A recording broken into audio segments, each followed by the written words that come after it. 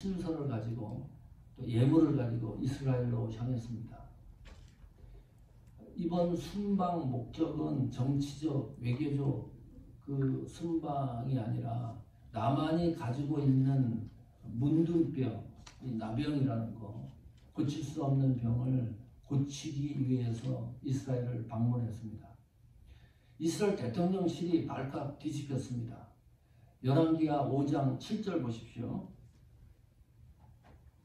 이스라엘 왕이 그 글을 읽고 자기 옷을 찢으며 가로되 내가 어찌 하나님이란데 능히 사람을 죽이며 살릴 수 있으랴. 저가 어찌하여 사람을 내게 보내어 문둥병을 고치라 하느냐. 너희는 깊이 생각하고 저 왕이 틈을 타서 나로 더불어 시비하려 함인 줄 알라 하니라. 지금 같으면 국가 비상대책회의를 했겠죠. 도대체 이 친서 내용을 알 길이 없다. 결론이 그겁니다. 음모다. 내가 메디컬 닥터도 아니고 뭐 선지자도 아닌데 어떻게 고칠 수 없는 문둥병을 내가 고칠 수가 있느냐. 전쟁하기 위한 빌미를 제공하는 거다. 옷을 찢었다 그랬어요. 슬픔과 분노의 표현 양식입니다. 그 당시에 최고의 표현 양식이에요. 대책을 세울 수가 없는 일이 벌어졌습니다. 이 대통령실에서 조용히 끝나는 게 아니라 이 소문이 대통령실 밖으로 번져나가기 시작을 해요. 이스라엘 사람들이 이 소문을 듣기 시작을 합니다. 사마리아에 있던 엘리사에게 들어갑니다. 열왕기하 5장 8절 보십시오. 엘리사가 이렇게 대처합니다. 하나님의 사람 엘리사가 이스라엘 왕이 자기 옷을 찢었다함을 듣고 왕에게 보내어 가로되 왕이 어찌하여 옷을 찢었나이까. 그 사람을 내게로 오게 하소서. 같이 읽어보십시오. 시작. 저가 이스라엘 중에 선지자가 있는 줄을 알리라. 똑같은 문제가 눈앞에 있는데 바라보는 시각이 달라요. 아람의 대통령이 친서를 받고 이스라엘 대통령 정치인들이 생각하는 시각과 엘리사가 바라보는 문제의 시각이 어떻게 이렇게 틀릴 수가 있느냐. 엘리사는 이렇게 말해요. 나만이 우리나라에 와서 병을 고치는 이 일은 저가 이스라엘 중에 선지자가 있는 줄을 알게 되는 동기가 될 것이다. 이런 선포를 해요. 이게 무슨 말인가요? 엘리사가 신비적인 능력으로 전국구 스타로 등장하는 계기가 된다. 그런 말은 아니지요. 이 말 속에는 이런 의미가 숨어 있습니다. 그 당시 이스라엘 민족의 신앙의 양태를 직시할 수 있습니다. 이스라엘 사람들이 신앙생활을 한다 그러면서 하나님이 없는 것처럼 신앙생활을 하고 있었습니다. 하나님을 믿는다 그러면서 하나님이 없는 것처럼 믿음 생활을 하고 있었습니다. 하나님이 여전히 그러나 이스라엘 이 사람들을 섭리하고 개입하고 붙들고 계신다. 하나님이 존재한다는 사실을 나만을 통해서 다시 한번 회복할 기회가 될 것이다. 이것이 엘리사가 바라보는 직관이었습니다. 영적인 거지요. 적어도 신앙인은, 교회는 시대를 바라보는 눈이 정확해야 됩니다. 우리 장로님도 기도했는데 헬로윈 그 사태 때문에 이태원에서 156명이 희생당했어요. 10대, 20대입니다. 기가 찹니다. 그 사태를 보고서요. 해결책을 제시하는 것도 그렇고 그것을 해석하는 것이 너무나 틀려요. 정치인들이 해석하는 것, 대통령실이 해석하는 것, 장관이 해석하는 것, 야당이 해석하는 것, 일반 국민이 해석하는 것 다 틀려요. 또 기독교 종교의 다른 종교들이 해석하는 것도 또 틀리고요. 어떤 경우 이렇게까지 얘기를 해요. 헬로윈 이것이 사탄의 문화다. 귀신의 문화다. 그 아이들이 거기 가서 죽은 거는 귀신의 밥이 된 거다. 그럼 교회나 종교단체에서 거기 못 가게 해야 되는데 우리 책임이 못 가게 하는 것에 달려 있어. 그렇게 또 해석을 해요. 그리고 젊은 애들이 요새 얼마나 에너지가 넘쳐나요. 못 가게 한다고 못 갑니까, 애들이. 국가 애도 기간을 선포를 해요, 나라에서는. 어떤 일이 터지면 지금 윤석열 대통령 된 지 1년 안 됐죠.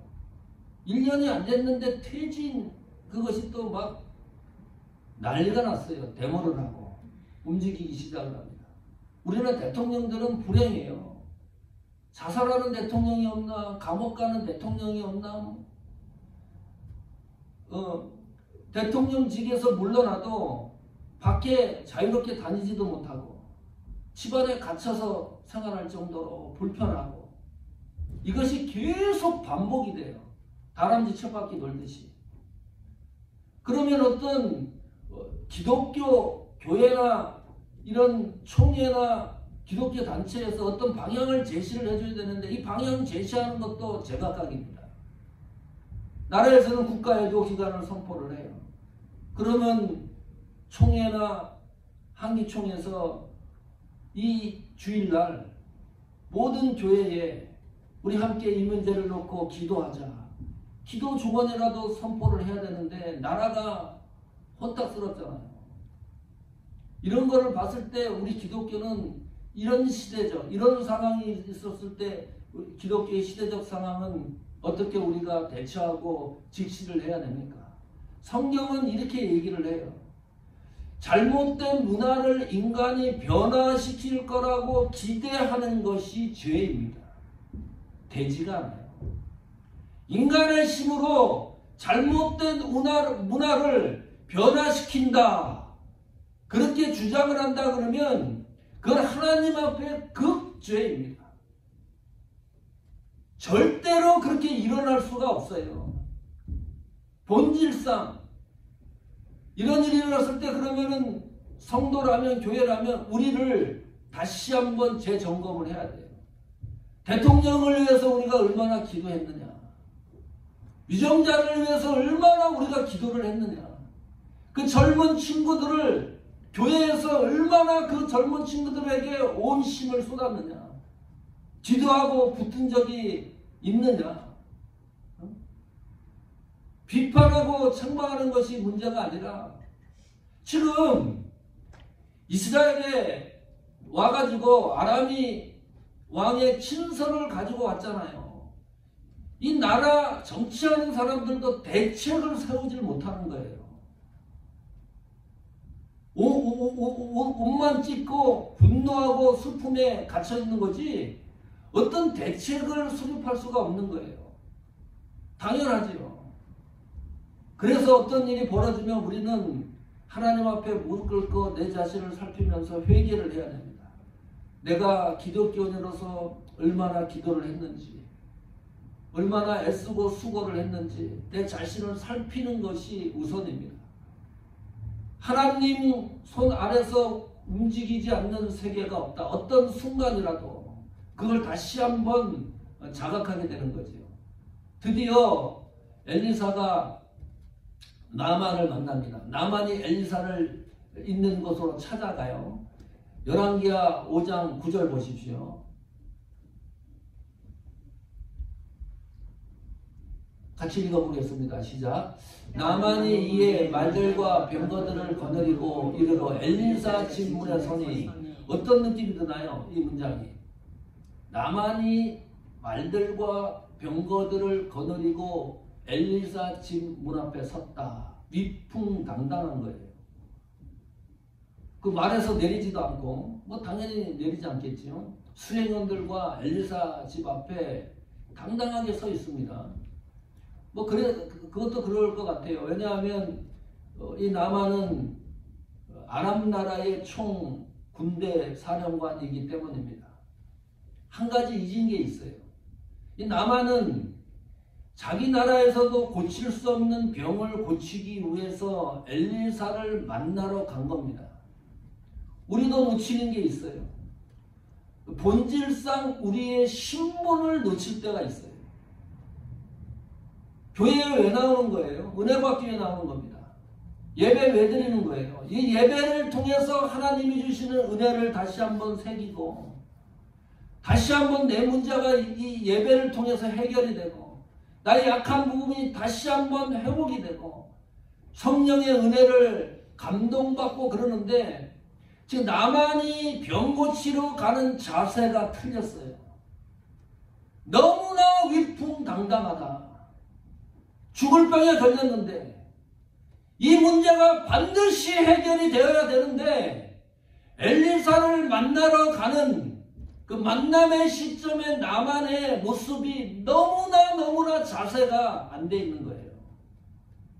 좀 더 깊게 들어가 보겠습니다. 이 나만을 엘리사가 어떻게 대하는지 또 나만은 엘리사를 만남에 있어서 어떤 태도를 취하는지 구체적으로 살펴보겠습니다. 11절입니다. 같이 읽어보겠습니다. 시작. 나만이 노하여 물러가며 가로되 내 생각에는 저가 내게로 나와서서 그 하나님 여호와의 이름을 부르고 강처 위에 손을 흔들어 문둥병을 고칠까 하였도다. 여기 열왕기하 5장 11장 이 말씀에서 중요한 구절이 내 생각에는입니다. 여기에 걸려 있습니다. 나만이. 자, 세 가지로 축적할 수가 있는데 나만은 이렇게 생각한 게 첫 번째, 내 생각에는 엘리사가 나를 접대할 줄로 생각을 했습니다. 나를 대우해 줄 것으로 나만은 생각을 했습니다. 지나친 게 아니죠. 그것은 와서 영접하는 것을 기대했습니다. 아람 나라의 총사령관이 엘리사 집으로 갔어요. 엘리사 목사님 집으로 갔습니다. 그러면 최소한 엘리사는 문을 열어주고 이 아람 나라의 총사령관 아닙니까? 그럼 방으로 좀 모시고 와서 환영을 해주고 식사도 대접을 하고 이야기도 나누고 그러면서 이 고질병, 문둥병을 고쳐줘야 되는 게 아닙니까? 나만도 똑같은 생각을 한 거예요. 내가 그래도 총사령관인데 엘리사가 그 정도 접대는 할 것으로 생각을 했어요. 대우받을 것으로 생각을 했어요. 예우를 해줄 것으로 생각을 했어요. 그런데 엘리사는 이 나만의 얼굴도 보지 않아요. 또 집 안으로 들어오게 하지도 않아요. 그냥 요단강에 가서 7번 몸을 씻으라고 하는 메시지만 증거를 합니다. 엘리사가 대단한 사람이에요. 우리 교회에 제가 엘리사처럼 목회를 하면 교회 몇 달 못 갈걸요? 데모 일어날걸요? 목사님 쫓아낼걸요? 인정머리 없다고. 지금 나만이 가져온 게 뭐죠? 그 예물이 있어요. 은이 342kg이에요. 금덩어리가 68kg입니다. 그거 헌금하기 위해서 갖고 왔어요. 병 고치면. 자, 그러면 그 정도 물량이면요, 교회를 몇 개 짓는 거예요. 3개는 아니더라도 굉장히 좋은 교회를, 멋진 교회, 수천 명 모이는 교회를 질 수 있는 물량입니다. 그런 생각을 해봤어요. 만약에 우리 교회의 총리, 장관, 이재용 회장 정도 되는 사람, 사장이 우리 돈 많은 사람이 우리 교회에 등록을 하고 온다 그러면 백승철 목사는 어떻게 그 사람들을 대우를 하고 예우를 해줘야 될까? 또 우리 교회 성도들과 관계는 어떻게 될까? 그 헌금을 그렇게 많이 한다 그러는데 무명으로 하세요. 별 놀라지도 않고. 그런다 그러면 그 사람들이 받는 충격은 어떤 걸까? 아무리 위대한 사람이라 그래도 우리 교회의 가장 약한 성도를 대하듯이 똑같이 대한다 그러면 그 사람들이 사모하는 교회에 정착할 수 있을까? 오늘 말씀을 보니까요, 나만과 엘리사 관계를 생각해 보니까 별 생각이 다 드는 거예요. 이게 가능할까? 오카노 목사님이 설교하는 가운데 이런 얘기를 했어요. 한번 들어보세요. 나는 소문난 교회 목사 된 것을 굉장히 불안하게 생각합니다. 저는 솔직히 싫어요. 왜냐하면 사람이 많아질수록 한 영혼에 대한 가치가 자꾸 내 눈에서 사라져요. 이 설교하는 도중에 이렇게 고백을 한 일이 있어요. 오카노 목사님이. 그리고 쓸데없는 칭찬 많이 들어요. 나는 이런 거 싫어요. 이렇게 많이 내가 받아가지고 나중에 주님 앞에 가면 벌거숭이가 될 확률이 굉장히 많아요. 중요한 것이 우리 모두가 주님 앞에서 어떤 사람으로 서느냐가 중요한 것이지 세상에서 사람들이 무엇이라고 하느냐가 중요한 게 아니에요. 이건 목회자뿐만이 아니고 신앙생활하는 모든 성도들이 가져야 될 신앙의 예의입니다.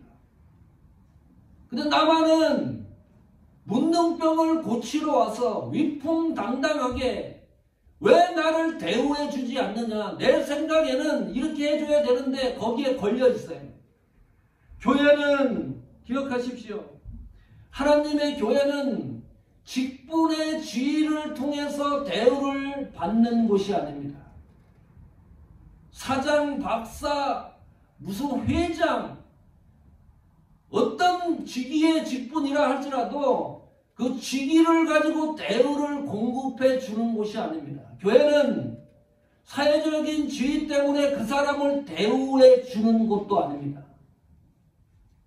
저희 교회는 앞으로 큰 부자가 와도 오늘 메시지 중심에 여러분도 그렇고 저도 그렇고 여기에서 흔들리지 않아야 돼요. 헌금을 많이 하는 사람들을 교회에서 대우를 하기 시작을 하면 어떻게 되나요? 주의 때문에 그 사람들을 교회가 성도들이 대우를 해주기 시작을 하면 그 교회는 반드시 부패하게 되어 있습니다. 왜요? 그 사람들 손아귀에서 놀아나는 거예요. 교회가. 메시지에 무슨 힘이 있어요. 어떻게 목사가 강단에서 설교를 해요? 이런 설교를 어떻게 해요? 나만이 착각한 게 있습니다. 나만은 엘리사가 중요한 게 아닙니다. 엘리사가 증거한 메시지가 중요한 거예요. 그 메시지가 나만의 문둥병을 고치는 거지, 나만이 문둥병이 고쳐지는 것은 엘리야 개인 사람 때문에 고쳐지는 게 아니에요. 7번 요단강문에 들어가 씻으라, 이 메시지가 문둥병이 고쳐지는 거잖아요. 말씀이 내 생각에 대우되는 이 경험을 포기하지 않으면, 나는 대우받아야 되겠다는, 예우받아야겠다는 이것이 교회 안에서 제로가 되지 않으면 문둥병을 고칠 수가 없습니다.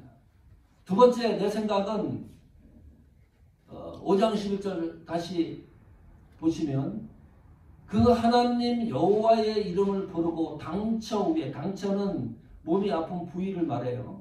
거기에 손을 흔들어 문둥병을 고칠까 하였더라. 나만의 생각은 주술적인 예식, 의식을 생각을 했습니다. 이 엘리사가 나와가지고 내가 아픈 곳에 손을 얹고 기도해서 또는 손을 흔들어 고칠 것으로 생각을 했어요.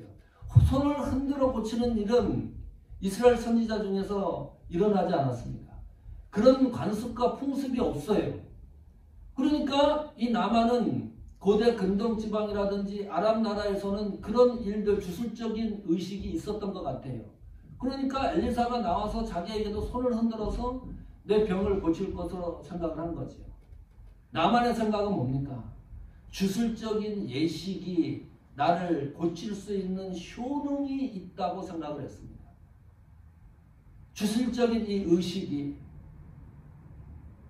우리 그 여성들 보면 십자가 목걸이 하잖아요. 또 차에도 어떤 경우에는 십자가를 달고 다니는 성도들이 있습니다. 그 십자가 목걸이를 왜 하는 거죠? 차에다 십자가를 왜 걸고 다니는 거죠? 자, 몇 가지 이유가 있어요. 그냥 멋있으니까. 또 어떤 사람은 나는 크리스찬이라는 것을 알리기 위해서. 그러므로 내 행동이 십자가 목걸이를 하면 조심스러운 행동을 하게 되니까. 또 하나는요, 그 십자가가 나를 지켜준다고 주술적으로 믿는 사람들이 있습니다. 그 십자가 자체가 목걸이, 또 자동차에 걸어놓는 그 자체가 나를 지켜준다고 주술적으로 믿는 신앙인들이 있습니다. 지금 나만이 그 덫에 걸려 있어요. 주술적 중심의 신앙의 양태를 나만을 통해서 보고 있어요. 몇 가지 신뢰를 들어볼까요? 주술적 예식 신앙의 양태는 첫 번째, 기복신앙을 간구합니다. 그런 사람들은 신앙생활하는 목적이 이 땅에서 잘 먹고 잘 사는 게 최고의 목적입니다. 어찌하든지 잘 살아야 돼요. 두 번째, 기복신앙의 주술적 양태입니다. 두 번째는 예언기도를 좋아합니다. 예언기도를 그렇게 좋아해요. 그러면 예언해주는 사람 앞에 가서 어떤 예언기도를 요구하는 거죠, 우리가?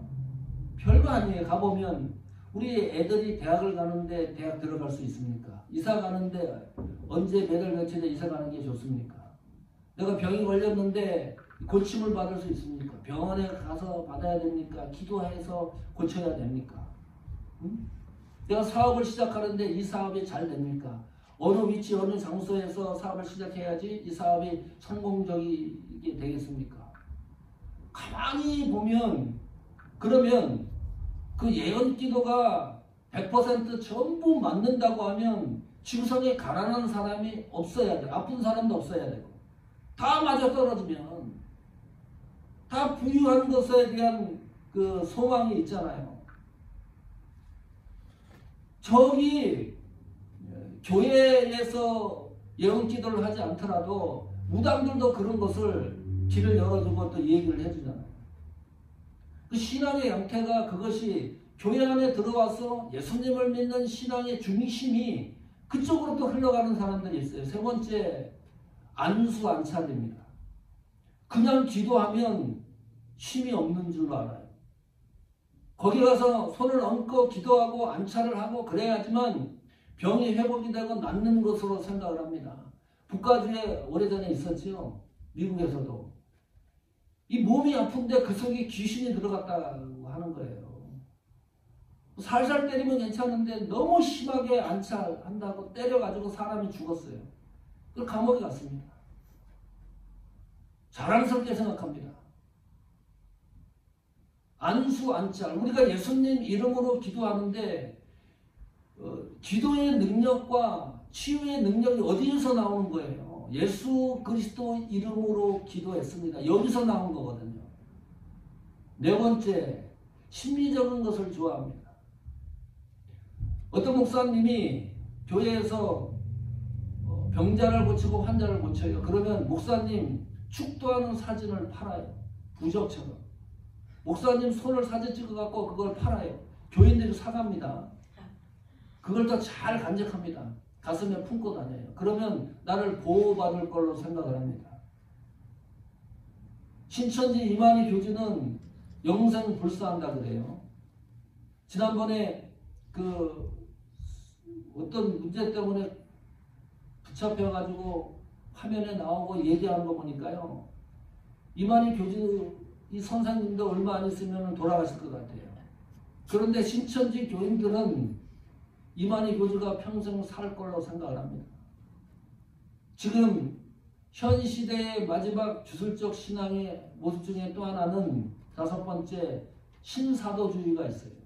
성경 외에 하나님이 나에게 직통 계시를 한다. 지금 그런 사람들 보면 그래서 예수님이 이 땅에 올 것까지도 날짜를 딱 점지를 해갖고 얘기를 해요. 우리한테 대단한 것처럼.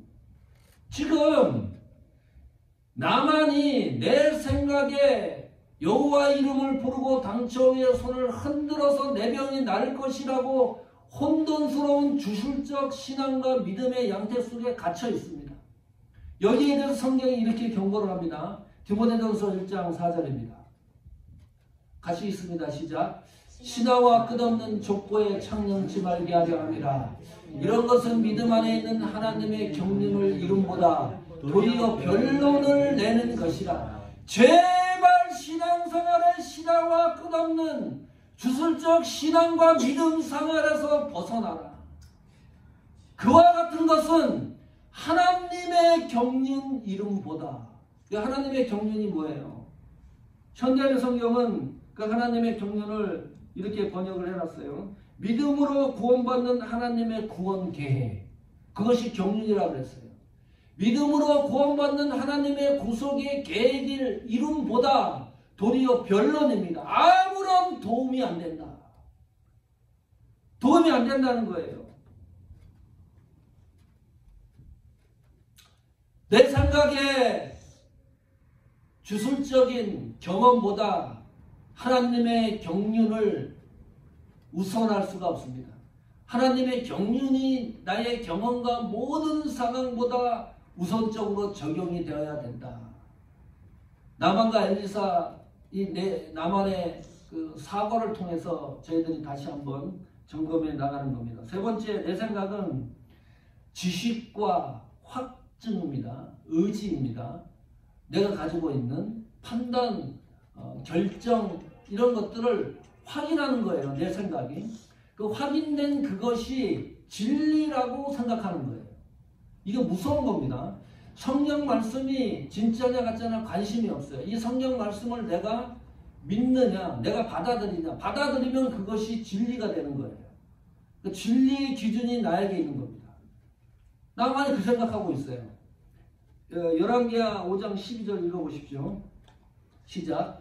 다메삭강 아마나와 바로바른 이스라엘 모든 강물보다 낫지 아니하냐. 내가 거기서 몸을 씻으면 깨끗하게 되지 아니하려 하고 몸을 돌이켜 분한 모양으로 떠나니 그랬습니다. 이 나만이 가지고 있는 지식이 있어요.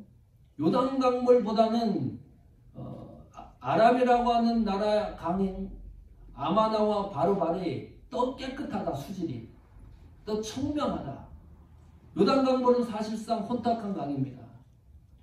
흐릿한 강이에요. 깊이가 깊고 이 수심이 깊고요. 물이 서서히 흘리기 때문에 거의 흙탕물 수준이에요. 나만이 가지고 있는 그 지식이 맞아요. 이것이 이제 무서운 거죠. 자, 엘리사는 한 번도 요단강물이 약해 효능이 있다고 얘기한 적이 없습니다. 근데 나만은 어떻게 생각을 하느냐? 자기가 가지고 있는 지식을 가지고 요단강물에는 병을 치료하는 능력이 없다고 얘기를 해요. 단정을 해버립니다.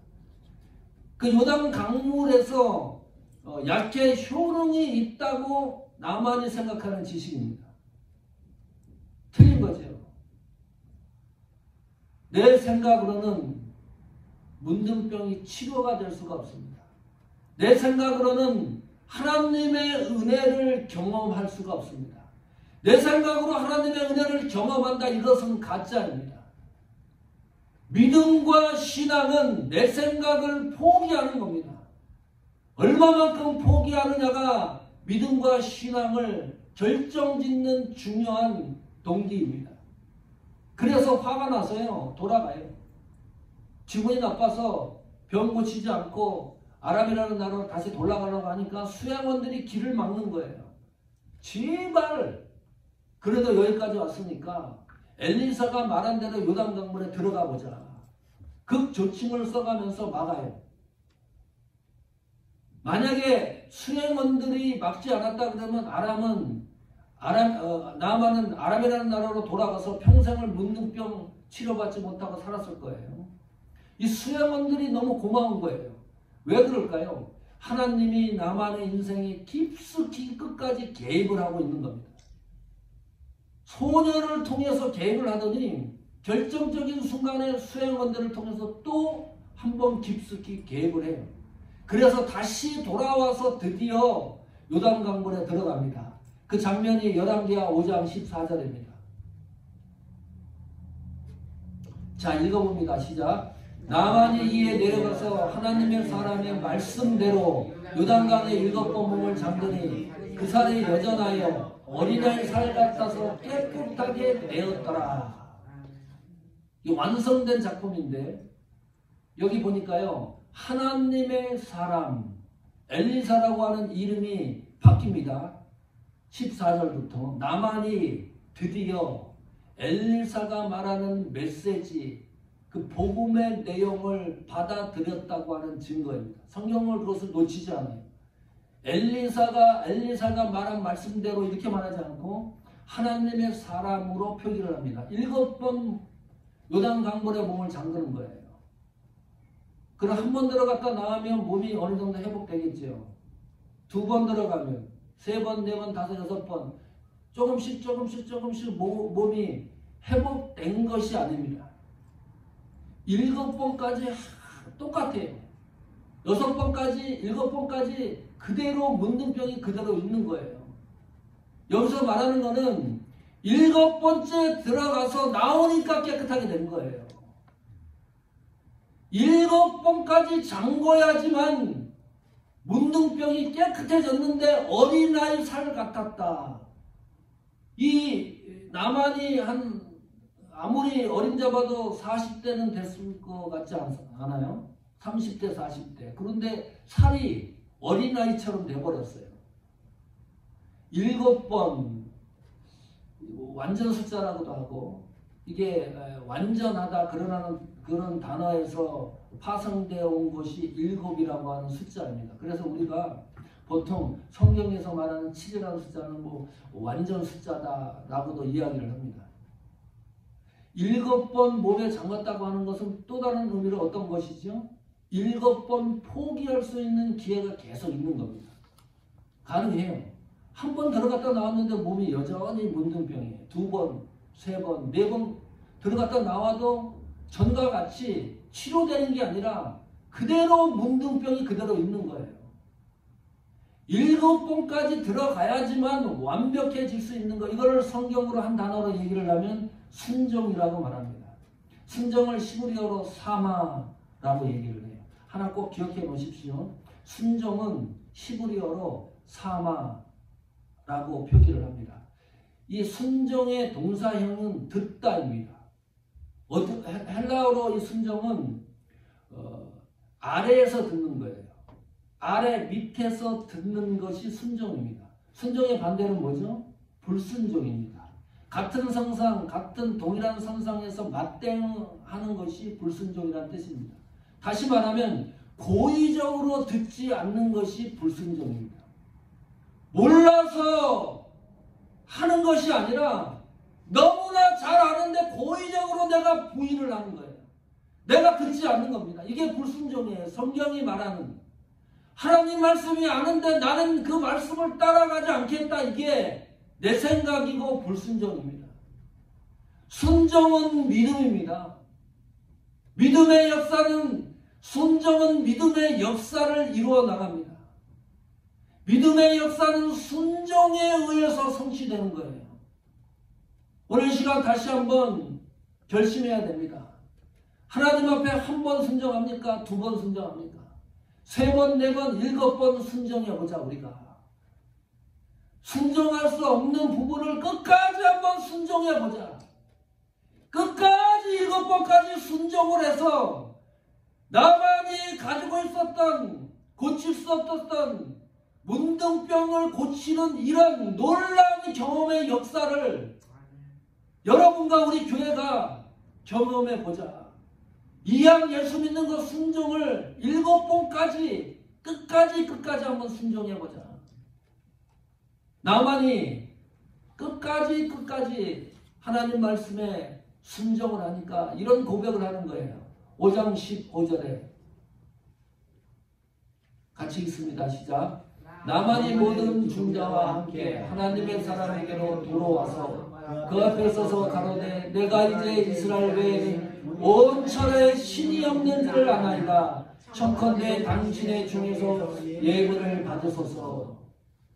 이것이 하나님 말씀에 순종을 해서 나만이 마지막으로 고백하는 믿음의 표현입니다. 나만이 모든 종자와 함께, 여기도 보세요. 엘리사가 아닙니다. 하나님 사람에게로 돌아왔다. 그 전에는 어땠어요? 문 앞에 서가지고 위풍당당했던 나만이 완전히 낮아졌어요. 말에서 내려서 투구도 내려놨지요. 옷도 내려놨지요. 높은 지대에서 요단강물로 들어가지요. 한 번도 아니고 7번까지 문에 잠그지요. 계속해서 낮은 자리로 내려왔습니다. 돌아와서 회개하다, 그런 원어적인 뜻입니다. 다시 돌아와서 그 앞에 서서 이렇게 외칩니다. 이스라엘 외에는 온 천하의 신이 하나님이 없는지를 내가 이제 알게 되겠습니다. 성도 여러분, 우리 생애에 우리 사모하는 교회를 통해서, 여러분 신앙을 통해서, 믿음을 통해서 한번 이런 멋진 결과가 나와야 되지 않겠습니까? 하나님, 우리 교회를 통해서 하나님이 존재하신다, 하나님이 섭리하신다. 여러분 믿음과 신앙을 통해서 하나님은 정말로 존재하시는 분입니다. 하나님은 섭리하시는 분입니다. 하나님은 능력자이십니다. 하나님은 죽을 병도 고치는 분이십니다. 이런 놀라운 증거가 되는 신앙의 유산이 교회와 우리 신앙생활 속에 나타나기를 축복합니다. 아멘.